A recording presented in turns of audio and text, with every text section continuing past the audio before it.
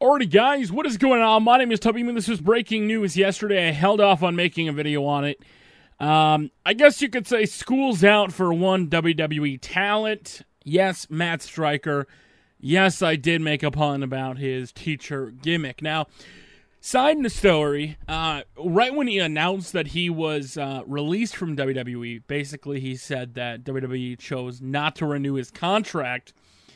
I was watching WrestleMania 23 when it was ECW Originals taking on New Breed with him, Elijah Burke, Marcus Corvon, and, you know, I thought that, I don't know, it's not necessarily irony, but Matt Striker got released. Now, a lot of people are going to say, you know, Matt Striker was a great commentator. If you watched, you know, Main Event Superstars, any of the shows that he was on, he's kind of been replaced as of late.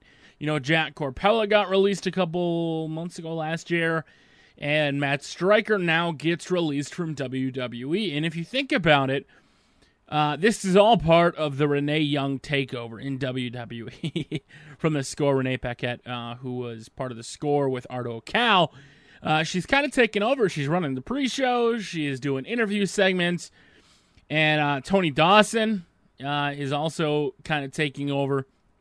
So the big question comes, is WWE looking to release people? Was it just Matt Striker? You know, the new Performance Center opens up very soon, and they already released a string of NXT talents. Will there be more to come from developmental, possibly the main roster?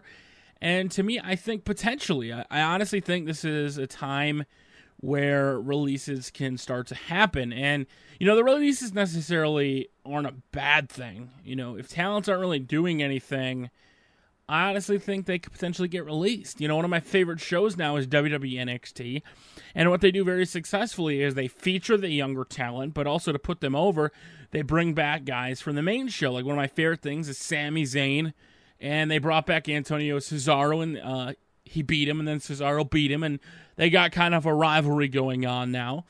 And they're utilizing a lot of talent well. The Wyatt family, you know, you have the Shield getting utilized properly, but there's a lot of people like Yoshitatsu who I don't know if they'll ever get rid of because they need a Japanese talent, and they just got rid of Sakamoto.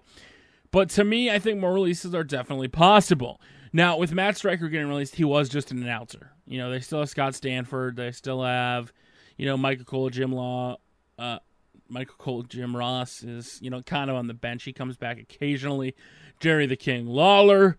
So what happens now that Matt Striker, you know, got released with Tony Dawson, Renee Young, all the other talents they have? Is this a string of releases potentially to come? Was it just a one-time announcer deal? You know, I don't really like Matt Striker as a wrestler. I thought he did a great job as commentary.